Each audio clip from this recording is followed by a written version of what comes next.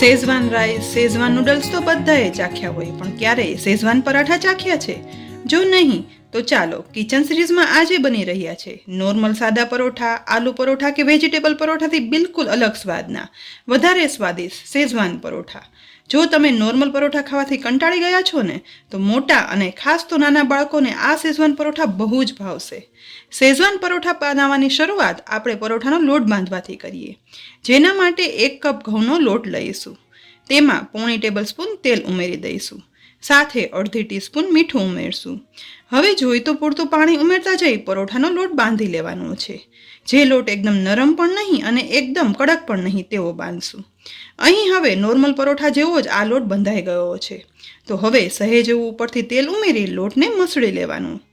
મસળાયેલા લોટનું ઢાંકણ ઢાંકી કૂણવા માટે રાખી દઈએ અને લોટ કૂણવાય છે ને એ દરમિયાન શેઝવાન પરાઠાનું સ્ટફિંગ બનાવી લઈએ. જેના માટે પોળા બાઉલમાં ચોપ કરેલ 1 કપ કોબીજ ઉમેરશું. સાથે ચોપ કરેલ 1 કપ કેપ્સિકમ પણ ઉમેરી દઈશું. તેની સાથે 1 કપ ચોપ કરેલા ગાજર ઉમેરશું. હવે તે જ રીતે ચોપ કરેલી 1 કપ ડુંગળી પણ ઉમેરી દેવાની છે. તેની સાથે જ અડધો કપ ચોપ કરેલ બીટ ઉમેરશું. અહીં મેં મારા ઘરમાં બધાને ભાવે ને તે પ્રમાણે બધા વેજીટેબલ ઉમેર્યા છે. તમે તમારી પસંદગી પ્રમાણે વધારે કે ઓછા વેજીટેબલ ઉમેરી શકો છો. હવે મસાલો પણ કરી લઈએ. જેના માટે 1/2 ટીસ્પૂન ગરમ મસાલા પાવડર ઉમેરશું. 1/2 ટીસ્પૂન ઓરેગાનો ઉમેરશું. 1/2 ટીસ્પૂન ચીલી ફ્લેક્સ પણ ઉમેરવાના છે. સાથે 1/8 ટીસ્પૂન હળદર પાવડર ઉમેરશું. હવે 1/2 ટીસ્પૂન ચાટ મસાલા પાવડર ઉમેરશું, જેથી બાળકોને આ સ્વાદ બહુ જ પસંદ આવે. બધું ઉમેરાઈ ગયા પછી એકદમ સરસ મિક્સ કરવાનું છે. પણ હા, અત્યારે આ મસાલામાં મીઠું બિલકુલ નથી ઉમેરવાનું. મસાલામાં શાક હવે વ્યવસ્થિત મિક્સ થઈ ગયા છે. તો હવે 1 કપ જેટલું છીણેલું પનીર પણ ઉમેરી દેવાનું છે, જેથી આ પરાઠા વિટામિન સાથે પ્રોટીનયુક્ત પણ બને.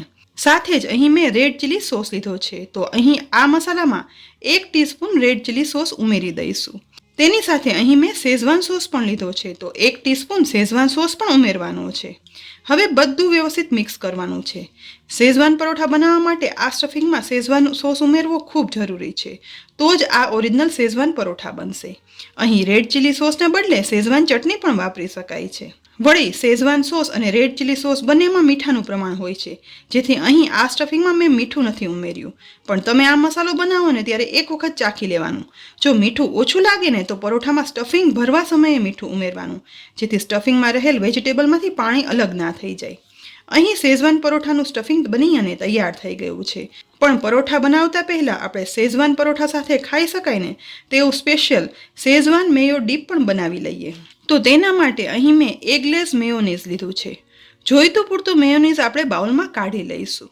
હવે તેમાં શેઝવાન સોસ લગભગ 1/2 ટીસ્પૂન જેટલો ઉમેરી દઈશું. શેઝવાન સોસ ઉમેરાઈ જાય ને એટલે તેને મેયોનીઝ સાથે એક વખત સરસ રીતે મિક્સ કરી દેવાનું છે. આ શેઝવાન મેયો ડીપ એકદમ બહાર મળે ને તેવું સરસ થશે. પણ તમારી પસંદગી પ્રમાણે મેયો અથવા શેઝવાન સોસનું પ્રમાણ વધારે કે ઓછું કરી શકાય છે. અહીં હવે શેઝવાન મેયો ડીપ બની અને તૈયાર થઈ ગયું છે. તો તેને એક બાઉલમાં પીરસી પણ લઈશું. હવે આપણે પરોઠા બનાવવાનું શરૂ કરીએ. લોટ કૂણવાઈ ગયો છે. તો લોટને થોડો એવો મસળી એક મીડિયમથી મોટી સાઈઝનો લુઓ બનાવી અને તૈયાર કરી લઈશું. હવે લુવાને કોરા લોટમાં ઉપયોગ વડે પહેલાં મીડિયમથી પતલી રોટલી વણી લેવાની છે. બસ અહીં રોટલી વણાઈ ગઈ છે. તો બનાવેલા શેઝવાન સ્ટફિંગમાંથી મોટી 2 ચમચી સ્ટફિંગ વણેલી રોટલીમાં ઉમેરી દેવાનું છે. સ્ટફિંગ ઉમેરાઈ ગયા પછી અહીં રોટલીની બધી કિનારી હાથમાં લઈ બધું સ્ટફિંગ છે ને તે કવર કરી લેવાનું. બિલકુલ આપણે આલુ પરોઠા કે સ્ટફિંગ વેજીટેબલ પરોઠા કરતા હોઈએ ને એ જ રીતે. હવે ઉપરથી લોટ વડે વ્યવસ્થિત પેક પણ કરી દઈશું, જેથી વણવા કે શેકવા સમયે પરોઠું ક્યાંયથી ખુલી ના જાય. સ્ટફિંગ વ્યવસ્થિત કવર થઈ ગયું છે. તો હવે સ્ટફિંગ ભરેલા લુવાને કોરા લોટથી કવર કરી વ્યવસ્થિત રીતે વણી અને તૈયાર કરી લેવાનું છે.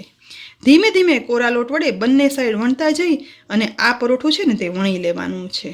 અહીં જુઓ, બંને સાઈડ વણતા એક મોટી સાઈઝનું પરોઠું વણાઈ અને તૈયાર થઈ ગયું છે.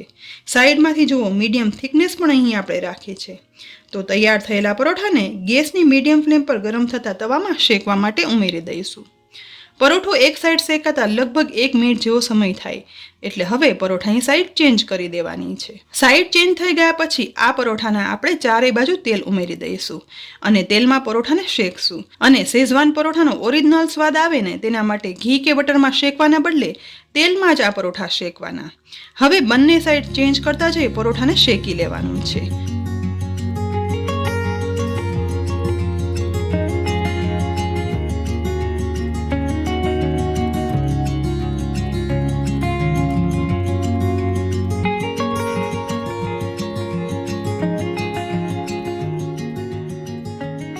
ગેસની મીડિયમ ફ્લેમ પર એકદમ ગોલ્ડન બ્રાઉન કલરનું એકદમ ક્રિસ્પી શેઝવાન પરોઠું અહીં શેકાઈ અને તૈયાર થઈ ગયું છે. ઉપરનું લેયર ખુલી જાય ને એટલે હવે 4 ભાગ છે ને ઉપરથી અલગ કરવાના છે.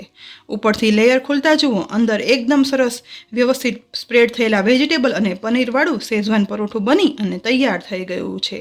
એકદમ સુગંધીદાર પણ છે અને જોતાં જ આપણા મોઢામાં પાણી આવી જાય કે ચાલો આ પરોઠું તો ખાઈ જ લઈએ. પણ હજી વધારે સ્વાદિષ્ટ બનાવવા માટે ઉપરથી આપણે ચીઝ વડે તેને ગાર્નિશ પણ કરશું. જુઓ, હવે ચીઝની ખમણી વડે ચીઝ પણ એકદમ સરસ છે ને પરોઠા ઉપર ગાર્નિશ થઈ ગયું છે.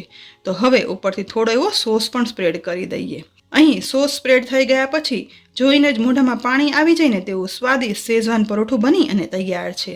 અને સાથે શેઝવાન મેયો ડીપ બનાવી અને ખાશો ને તો આ સ્વાદ મોંમાં રહી જશે અને બાળકોને તો ચોક્કસ ભાવશે જ ભાવશે, પણ મોટાઓને પણ એટલું જ ભાવશે. તો ફ્રેન્ડ્સ, આજે થોડી નવી સ્ટ્રીટ ફૂડ સ્ટાઇલ શેઝવાન પરોઠાની આ રેસીપી એકવાર જરૂરથી બનાવજો.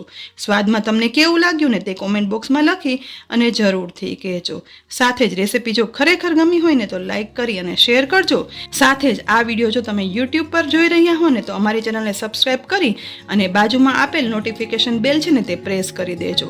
અને જો આ વિડીયો તમે ફેસબુક પર જોઈ રહ્યા હો ને તો અમારા પેજને લાઇક કરી અને ફોલો કરજો, જેથી દરરોજ મુકાતી આવી અવનવી અને ઉપયોગી રેસીપીના અપડેટ્સ તમને તુરંત જ મળી રહે. ફરી મળશું ઉપયોગી રેસીપી સાથે.